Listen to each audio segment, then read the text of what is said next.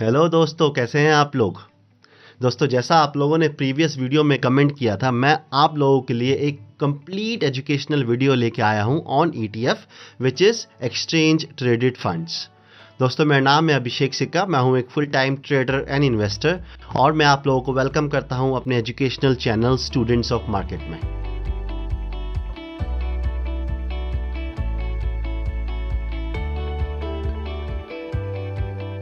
दोस्तों, ये वीडियो बहुत इंपॉर्टेंट होने वाला है।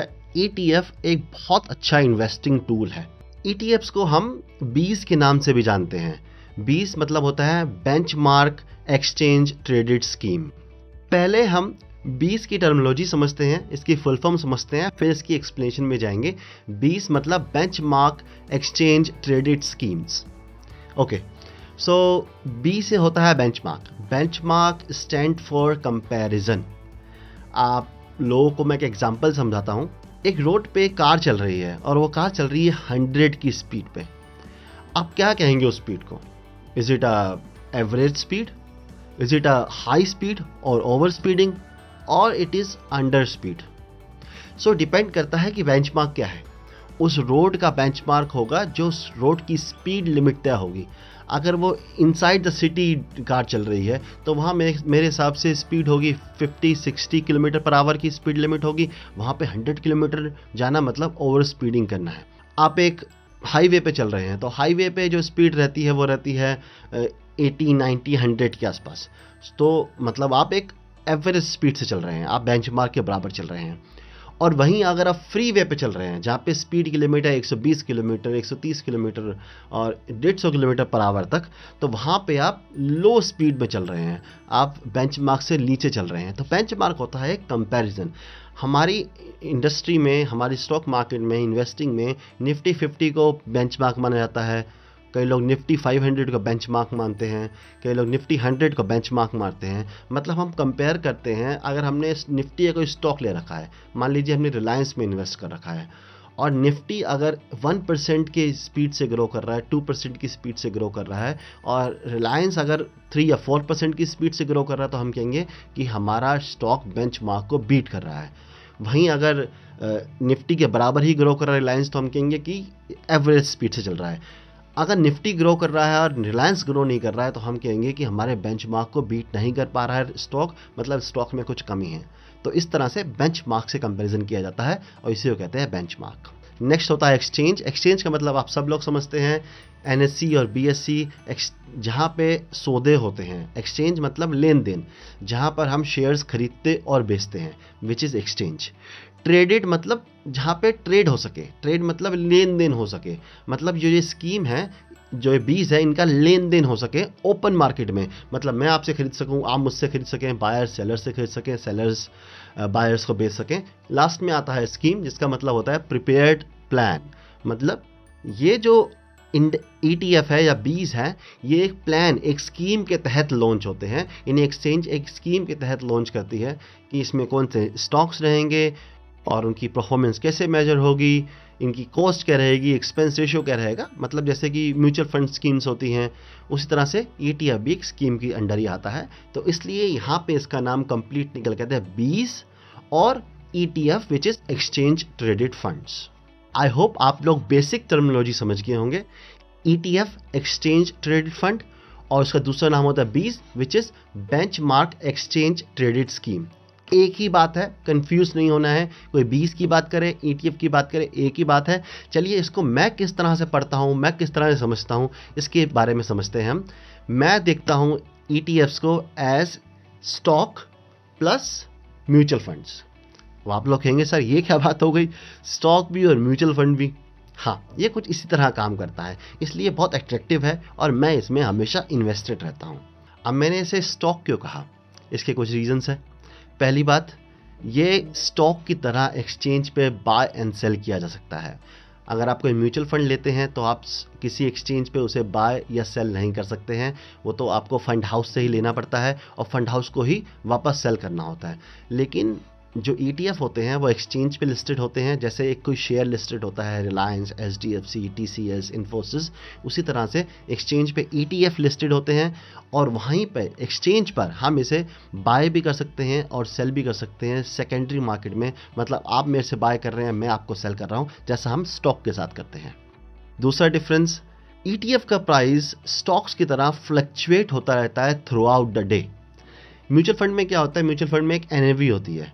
अब मान लीजिए किसी म्यूचुअल फंड की NAV 200 है, तो आज वो 200 रहेगी, वो कल ही चेंज होगी, आज चेंज नहीं होगी, हर मिनट में ऊपर नीचे नहीं होगी। बट ETF, मैं आपको चार्ट में भी दिखाऊंगा, ETF हर मिनट हर सेकंड्स प्राइस चेंज होता रहता है, जैसे जैसे उसका अंडरलाइन मूव करता रहता है। अगर हम निफ्टी का ETF ले रहे हैं, निफ्टी 20 ले रहे हैं, तो जैसे जैसे निफ्टी मूव करेगा वैसे वैसे उसके ETF का प्राइस भी मूव करता रहेगा। तो एक तरह से हम ETF को इंट्राडे में बाय सेल कर सकते हैं, जो कि हम म्यूचुअल फंड के साथ नहीं कर सकते। हम म्यूचुअल फंड बाय करते हैं तो हम कोई लिमिट ऑर्डर नहीं लगा सकते, बट हम ETFs में लिमिट ऑर्डर्स लगा सकते हैं। लिमिट ऑर्डर कैसे लगाते हैं मैं आपको थोड़ी देर में अपनी स्क्रीन पर लेके जाऊंगा और वहाँ पे आपको मैं ज़ीरोधा के प्लेटफॉर्म पे दिखाऊंगा कि कैसे हम लिमिट ऑर्डर लगाकर ETFs को बाय या सेल कर सकते हैं, जो कि म्यूचुअल फंड में हम नहीं कर सकते हैं। And last reason why I am saying it is a stock, because एक स्टॉक की तरह ये भी आपके डीमेट अकाउंट में आ जाता है। आपने जैसे ही ETF बाय किया, ये आपके डीमेट अकाउंट में क्रेडिट हो जाता है, मतलब ये सेफ हो जाता है। म्यूचुअल फंड आप बाय करते हैं तो वो म्यूचुअल फंड हाउस के पास आपका पैसा रहता है, वहाँ पे म्यूचुअल फंड हाउस अगर किसी वजह से बैंकरप्ट या फिर डिफ़ॉल्ट हो जाता है तो आपका पैसा डूब सकता है। बट अगर आप ETF बाय करते हैं तो ETF आपके डीमेट अकाउंट में आ जाता है। कोई भी broker, exchange, fund house default करे, कुछ मैटर नहीं करता, आपका जो ETF है वो सेव रहेगा डिपॉजिटरी के पास। डिपॉजिटरी कौन सी होती है, NSDL, CDSL, मैंने पीछे वीडियोस में एक्सप्लेन कर रखा है। अब मैंने इसे म्यूचुअल फंड क्यों कहा, दोस्तों म्यूचुअल फंड आप सब लोग समझते होंगे कि एक मल्टीपल एसेट से बनता है। म्यूचुअल फंड कभी एक स्टॉक में इन्वेस्ट नहीं करता, वो मल्टीपल स्टॉक्स में, मल्टीपल कमोडिटीज़ में, मल्टीपल बॉन्ड्स में इन्वेस्ट करके एक फंड, एक स्कीम लेके आता है।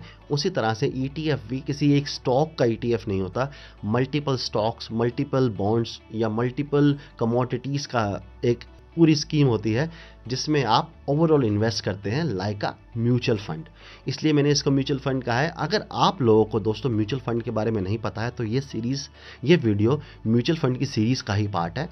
इस सीरीज़ का लिंक आपको आई बटन में यहाँ पर और डिस्क्रिप्शन में मिल जाएगा। आप जाकर म्यूचुअल फंड के बारे में सब कुछ जान सकते हैं अगर नहीं समझते हैं तो। अब समझते हैं टाइप्स ऑफ ETF के किस किस तरह के टाइप्स होते हैं।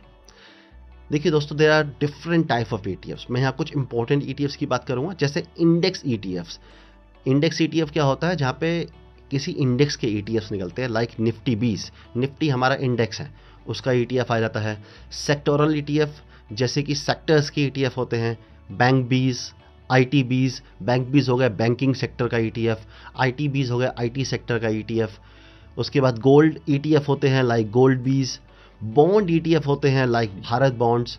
सो इस तरह से डिफरेंट टाइप की ETF होते हैं आपकी एसेट के हिसाब से। आपको स्टॉक मार्केट में इन्वेस्ट करना है तो उसके लिए आपके पास इंडेक्स के ETF होते हैं या फिर सेक्टोरल ETF होते हैं। आपको गोल्ड में इन्वेस्ट करना है, कमोडिटी में इन्वेस्ट करना है तो उसके लिए अलग ETF होता है। आपको बॉन्ड्स पे इन्वेस्ट करना है तो उसके लिए लिक्विड ETF होता है लाइक भारत बॉन्ड। तो हम अपनी इन्वेस्टमेंट के हिसाब से चूज़ कर सकते हैं हमें किस तरह का ETF चाहिए। अभी मैं आपको जो सिखाऊंगा वो एक इंडेक्स का एग्जांपल लेके सिखाऊंगा, स्टॉक इंडेक्स का एग्जांपल लेके सिखाऊंगा। आई नो यहाँ पर ज़्यादातर जो लोग जुड़े हैं वो स्टॉक मार्केट में इन्वेस्ट करना चाहते हैं, स्टॉक में इन्वेस्ट करना चाहते हैं। वो चाहते हैं कोई सेफ, रिलायबल तरीका हो और इसकी कॉस्टिंग भी कम हो, तो उसके लिए ETF is the best tool. So अभी हम इंडेक्स का एग्जाम्पल लेकर समझेंगे आगे हम किस तरह से ETF में इन्वेस्ट कर सकते हैं। देखिए, अगर हमें निफ्टी 50 में इन्वेस्ट करना हो तो हम कैसे इन्वेस्ट करेंगे। या तो हम निफ्टी 50 के 50 स्टॉक्स बाय करें, सेम प्रपोर्शन में बाय करें जिस प्रपोर्शन में वो शेयर्स अवेलेबल है निफ्टी के अंदर। और ये बहुत डिफिकल्ट टास्क है, एक आम आदमी ये नहीं कर सकता। इसके लिए बहुत रिसर्च और बहुत अप टू डेट रहना पड़ता है, क्योंकि ये जो वेटेजेस हैं निफ्टी 50 के अंदर 50 स्टॉक्स की, ये चेंज होती रहती है। दूसरा तरीका है हम फ्यूचर एंड ऑप्शंस में बाय करें। अब फ्यूचर एंड ऑप्शंस तो रिस्की है। फ्यूचर एंड ऑप्शंस का मेन पर्पस है हेजिंग या ट्रेडिंग, इन्वेस्टिंग तो है नहीं, तो ये रिस्की हो जाते हैं, इसमें हम नहीं कर सकते। और तीसरा तरीका है कि हम म्यूचुअल फंड के थ्रू बाय करें। इंडेक्स फंड लें, लेकिन वो भी अगेन थोड़ा ज़्यादा एक्सपेंसिव होता है और लेस ट्रांसपेरेंसी होती है। इंडेक्स फंड क्या होता है, कैसे इन्वेस्ट कर सकते हैं, उसके लिए आपको यहाँ आई बटन में वीडियो मिल जाएगी। मेरी पिछली वीडियो इंडेक्स फंड के ऊपर ही थी, आप जाकर वो वीडियो देख सकते हैं और समझ सकते हैं इंडेक्स म्यूचुअल फंड क्या होता है।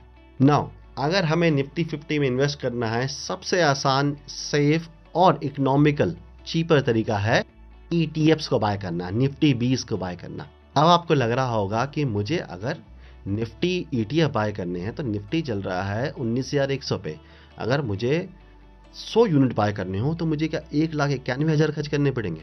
नहीं, ऐसा नहीं है। ETF इस तरह से काम नहीं करते हैं।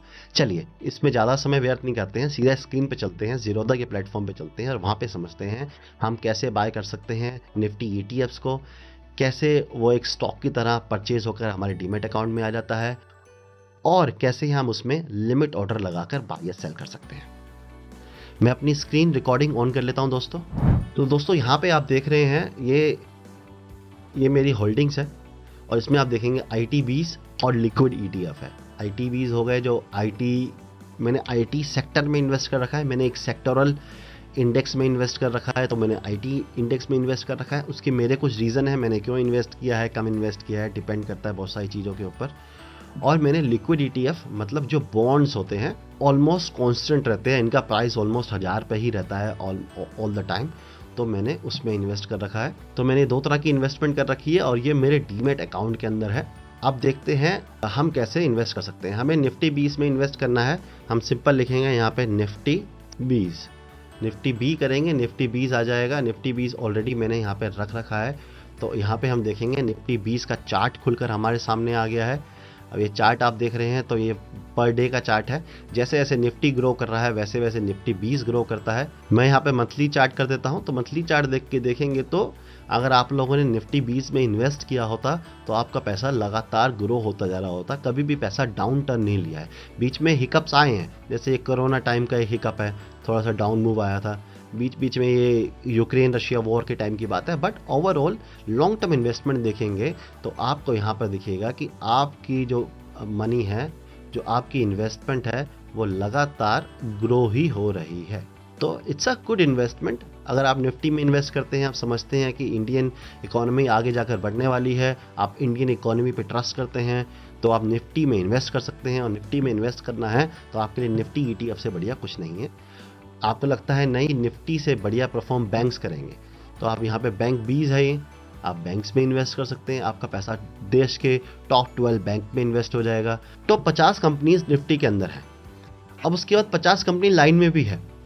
आप अगर टॉप 100 कंपनीज लेंगे तो 100 में से 50 ऑलरेडी इंडेक्स के अंदर है। आप सोचेंगे यार ये तो ऑलरेडी बहुत बड़ी कंपनी है, इनमें क्या इन्वेस्ट करना है, तो आप निफ्टी नेक्स्ट 50 में इन्वेस्ट कर सकते हैं, जिसमें 51st से लेकर जो 100th स्टॉक होगा, मतलब जो नेक्स्ट 50 स्टॉक्स होंगे जो निफ्टी 50 में आने को तैयार बैठे हुए हैं, उनमें आपका पैसा इन्वेस्ट होगा। तो इस तरह से आप अपने हिसाब का ETF चूज़ कर सकते हैं। आपको बॉन्ड में इन्वेस्ट करना है, सिक्योर चलना है, ओवरनाइट बॉन्ड्स में इन्वेस्ट करना है, तो आप इन्वेस्ट कर सकते हैं लिक्विड 20 में। ये लिक्विड 20 है, चार्ट देखेंगे तो ये फ्लक्चुएशंस है, जाता कहीं नहीं है। इसका प्राइस 1000 रुपये के आसपास रहता है और आपको इसमें पर डे जो भी आपकी इंटरेस्ट बन रहा है, आपको उसका इंटरेस्ट आपके अकाउंट में मिलता रहता है। आपको गोल्ड में इन्वेस्ट करना है तो यहाँ पे गोल्ड 20 आ जाते हैं, आप गोल्ड 20 में इन्वेस्ट कर सकते हैं। आपको इन्वेस्ट करना है निफ्टी 50 में, मैंने आपको बताया कि आपको इतना पैसा नहीं लगाना पड़ेगा। निफ्टी 20 ये रहे, आपको बाय करना है, आपको 1 यूनिट बाय करना है, सिर्फ आपको 212 रुपये का पड़ेगा। आपको 100 यूनिट बाय करने हैं, आपको पड़ेंगे 21,000 रुपये के। आपको 1000 यूनिट बाय करने हैं, आपको पड़ेंगे 2,12,000 रुपये के आसपास के। तो इस हिसाब से, लेकिन आपको लगता है नहीं यार अभी ना निफ्टी 20 बहुत ऊपर चल रहा है, मैं थोड़ा सा 212.69 पे ही 210 रुपये पे इन्वेस्ट करना चाहता हूँ, तो आप लिमिट ऑर्डर लगा सकते हैं। मार्केट ऑर्डर लगाएंगे तो जो प्राइस चल रहा है उस पर बाय हो जाएगा। लिमिट ऑर्डर लगाएंगे तो इस प्राइस पे आने के बाद ही आपका ऑर्डर एग्जीक्यूट होगा। म्यूचुअल फंड में ऐसा नहीं होता है, लेकिन हम स्टॉक में ऐसा कर सकते हैं। उसी तरह से आप IT सेक्टर में इन्वेस्ट करना चाहते हैं मेरी तरह, तो IT20 में आप इन्वेस्ट कर सकते हैं, अपने हिसाब से क्वांटिटी चूज़ कर सकते हैं और मार्केट या लिमिट ऑर्डर चूज़ कर सकते हैं। डे के दौरान इंट्राडे में जब ट्रेडिंग चल रही है उस टाइम पे आप सिंपली बाय कर सकते हैं। इसको बाय करेंगे, जैसे मेरी यहाँ होल्डिंग्स में आपको दिख रहे हैं, आपकी होल्डिंग्स में आ जाएगा और आपके डीमेट अकाउंट में ये क्रेडिट हो जाएगा। सो आप रेस्ट एश्योर्ड हैं, आपकी इन्वेस्टमेंट सेफ है, सेफ जगह पे पड़ी हुई है। जैसे जैसे ये इंडेक्स मूव करेंगे, अगर आपने IT 20 में इन्वेस्ट किया है तो जैसे जैसे निफ्टी IT मूव करेगा वैसे वैसे आपके IT 20 मूव करेंगे। आपने निफ्टी 20 में किया है तो जैसे जैसे निफ्टी 50 का इंडेक्स मूव करेगा, आपकी इन्वेस्टमेंट भी उसी हिसाब से मूव करेगी। तो अब यहाँ पे ये कंक्लूजन निकलता है कि अगर आपको निफ्टी 50 में इन्वेस्ट करना है और वहाँ पे आप सब शेयर्स में इन्वेस्ट करना शुरू कर दें निफ्टी 50 के, तो निफ्टी 50 के सिर्फ रिलायंस में एक शेयर में इन्वेस्ट करने के लिए आपको 2,500 रुपये के आसपास खर्च करने होंगे। उसी के आसपास स्टॉक चलता है, मुझे करंट प्राइस याद नहीं है। और सारे स्टॉक में इन्वेस्ट करना है तो आपको बहुत सारा पैसा चाहिए होगा। लेकिन वहीं पे अगर आप ETF खरीदते हैं जिसमें आप सिर्फ 212 रुपये में एक यूनिट खरीद सकते हैं, मतलब 212 रुपये लगा के आप इंडिया की टॉप 50 कंपनीज में अपनी शेयर खरीद सकते हैं, अपनी हिस्सेदारी खरीद सकते हैं। स्टार्ट तो कर ही सकते हैं, छोटी हिस्सेदारी होगी, हिस्सेदारी तो होगी ही, उनकी ग्रोथ में हिस्सा तो मिलेगा ही आपको। सो वो आपके बजट के ऊपर है, आपकी पॉकेट के ऊपर है, आपने 212 रुपये लगाने हैं या 2 करोड़ रुपये लगाने हैं। लेकिन आप इंडेक्स में जा सकते हैं, ETF खरीद सकते हैं, और ये ETF हाईली लिक्विड होते हैं। आपको जब निकलना है तब बेच कर निकल सकते हैं। इंट्राडे के दौरान जब इन्वेस्ट करना है इन्वेस्ट कर सकते हैं।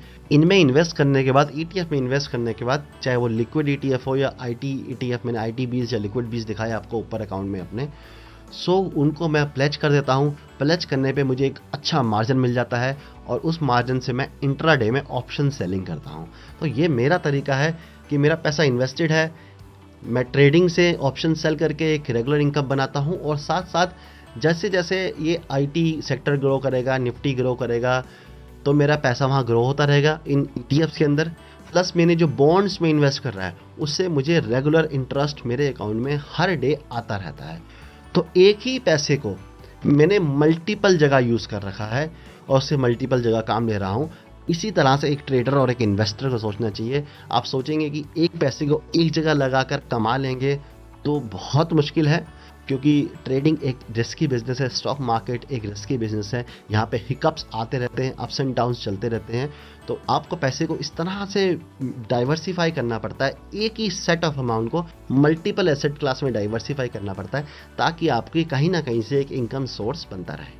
तो आप समझते हैं बेनिफिट ऑफ ETF। ETF में इन्वेस्ट करने के क्या बेनिफिट है। सबसे पहला कि हम स्टॉक में क्यों ना इन्वेस्ट करें, ETF में क्यों इन्वेस्ट करें। देखिए, बिल्कुल सिंपल एग्जांपल समझाता हूँ। आप अगर एक एप्पल खाते हैं तो आपको न्यूट्रिशंस मिलते हैं।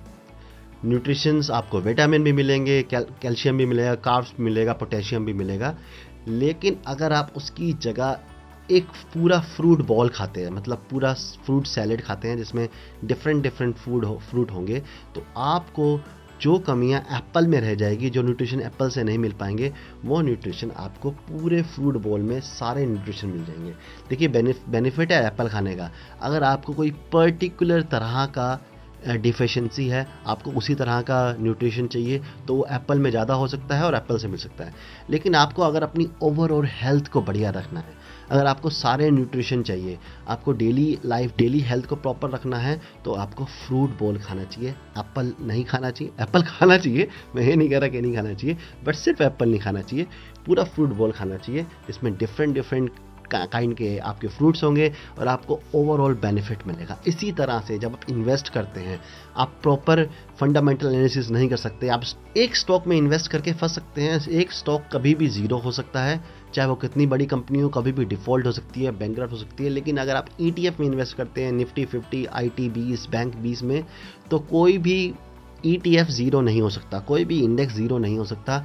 वो गिर सकता है, जब गिरेगा उसमें जो कंपनी डिफ़ॉल्ट करेगी या जो कंपनी बेकार हो जाएगी वो आउट हो जाएगी और अच्छी बेटर कंपनीज आ जाएंगी और दोबारा बाउंस बैक कर जाएगा। सिर्फ और सिर्फ पेशेंस का गेम रहता है। अगर आप ETF में इन्वेस्ट करते हैं, पेशेंस रखेंगे, लॉन्ग टर्म के लिए इन्वेस्ट करेंगे, पैसा बनेगा ही बनेगा, ये गारंटेड है। मैं म्यूचुअल फंड में क्यों ना इन्वेस्ट करूँ, मैं ETF में क्यों इन्वेस्ट करूँ। म्यूचुअल फंड में भी तो मल्टीपल स्टॉक्स होते हैं, डाइवर्सिफिकेशन होता है, तो बिल्कुल होता है, लेकिन ट्रांसपेरेंसी कम होती है। आप म्यूचुअल फंड में बाय कर रहे हैं, फंड मैनेजर के हाथ में है वो किस स्टॉक में आपका पैसा कितना लगा रहा है, अपनी कैलकुलेशन के हिसाब से। कई बार वो बेनिफिशियल भी हो सकता है, वो अच्छा परफॉर्म कर सकता है ETF से, इंडेक्स से। कई बार वो बेकार भी परफॉर्म कर सकता है, क्योंकि वहाँ पे रिस्क है। वहाँ पे एक इंसान एक प्रोफेशनल अपना दिमाग लगाकर आपके शेयर्स को शफल कर रहा है और आपको नहीं पता कब कौन सा शेयर कहाँ पे शफल हो रहा है, वो फंड मैनेजर का काम है, आप उस पर छोड़ देते हैं, तो ट्रांसपेरेंसी कम हो जाती है। ETF में जिस इंडेक्स में आपने पैसा लगा रखा है, आपका पैसा उस इंडेक्स के हिसाब से ही चलता रहेगा, उससे डाइवर्ट नहीं हो सकता। कोई भी प्रोफेशनल अपना दिमाग, अपनी नॉलेज लगाकर उसमें कोई चेंजेस नहीं ला सकता है। दूसरी बात, म्यूचुअल फंड थोड़े से एक्सपेंसिव पड़ते हैं, उसमें एक्सपेंस रेशियो ज़्यादा होता है। ETF में एक्सपेंस रेशियो बहुत कम, बहुत मिनिमम होता है। मैं आपको यहाँ स्क्रीन पर लेके चलता हूँ। यहाँ मेरी स्क्रीन पे देखेंगे आप, मैंने सबसे ऊपर रखा हुआ है fund Nippon India ETF Nifty 50-20। ये निफ्टी 50 है, निफ्टी 20 है। इसमें एक्सपेंस रेशियो कितना है? 0.04%, ना के बराबर। उसी हिसाब से अगर मैं उनको कंपेयर करूं म्यूचुअल फंड से, ये ICICI का ब्लू चिप फंड है, ये SBI का ब्लू चिप फंड है, मिराय एसेट का लार्ज कैप फंड है, HDFC का टॉप 100 फंड है।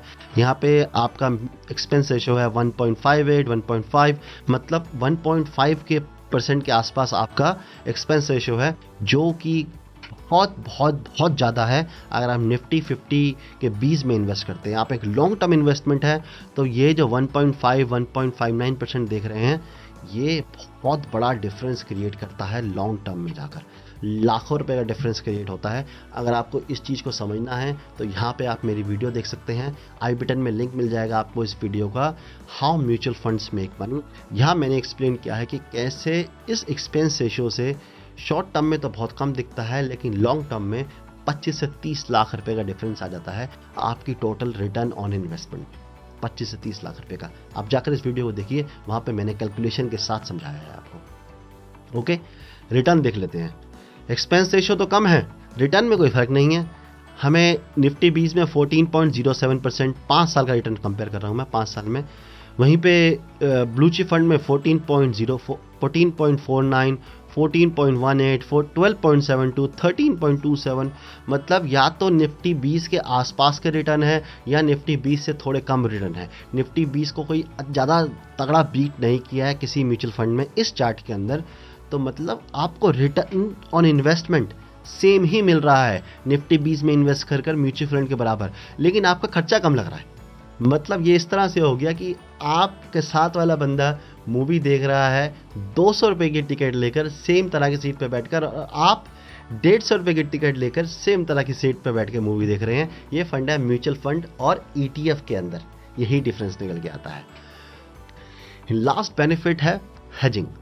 दोस्तों, हेजिंग अपने आप में एक वास्ट टॉपिक है। अगर आप हेजिंग के ऊपर वीडियो चाहते हैं अलग से, तो मुझे कमेंट में हेजिंग लिखिए, मैं आपके लिए हेजिंग के लिए अलग से एक इन्फॉर्मेटिव वीडियो लेके आऊँगा। अभी मैं शॉर्ट में ब्रीफ में समझाऊंगा। जो लोग ऑप्शंस को समझते हैं उनके लिए ईजी होगा, जो लोग ऑप्शंस को नहीं समझते हैं कोई टेंशन नहीं है, आगे जाके मैं ऑप्शन सिखाने वाला हूँ, तब आप समझ जाएंगे। अभी के लिए समझिए, अगर मैंने निफ्टी 20 में यहाँ पे इन्वेस्ट कर रखा है, कुछ मैंने पैसा निफ्टी 20 में डाल दिया है और निफ्टी अभी 19,100 पे है, मैं उसी टाइम पे निफ्टी के 20,000 रुपये का कॉल शॉर्ट कर दूंगा और बैठ जाऊंगा। अगर निफ्टी 20,000 पे पहुंच गया तो मुझे उस कॉल के पैसे भी मिल जाएंगे, क्योंकि कॉल ज़ीरो हो जाती है एक्सपायरी पे, और मेरा ETF भी ग्रो कर जाएगा। अगर निफ्टी गिरने लगा तो मेरा ETF तो ग्रो नहीं करेगा, नीचे गिरेगा, लेकिन मेरी इन्वेस्टमेंट सेफ रहेगी, मेरे रिटर्न सेफ रहेंगे, क्योंकि जो मैंने कॉल शॉर्ट करी है निफ्टी 50 की ऑप्शंस की, उसका मुझे प्रॉफिट मिलता रहेगा। किसी वजह से निफ्टी शूट अप हो जाता है, 20,000 पार कर जाता है, तो निफ्टी की जो मैंने कॉल शॉर्ट करी है उसमें तो मुझे लॉस हो रहा होगा, लेकिन निफ्टी 20 में जो मैंने इन्वेस्ट कर रखा है उसमें मुझे प्रॉफिट हो रहा होगा, वहाँ मेरा पैसा ग्रो हो रहा होगा। तो इस तरह से आप निफ्टी 20 में इन्वेस्ट कर हेजिंग कर सकते हैं निफ्टी ऑप्शंस के अंदर।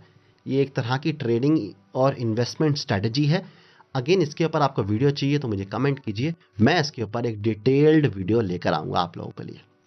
दोस्तों, ETF की वीडियो में इतना ही। आई होप आप लोग समझ गए होंगे ETF क्या होता है, और आपको ETF पर डिटेल इन्वेस्टिंग स्ट्रेटजी चाहिए, कैसे जो ETF में 14% का रिटर्न है आप 20 या 22% कर सकते हैं, उसके ऊपर वीडियो चाहिए तो मुझे आप कमेंट कीजिए, मैं उसकी वीडियो लेके आऊँगा। हेजिंग पे वीडियो चाहिए तो मुझे कमेंट कीजिए, मैं हेजिंग पे वीडियो लेके आऊँगा।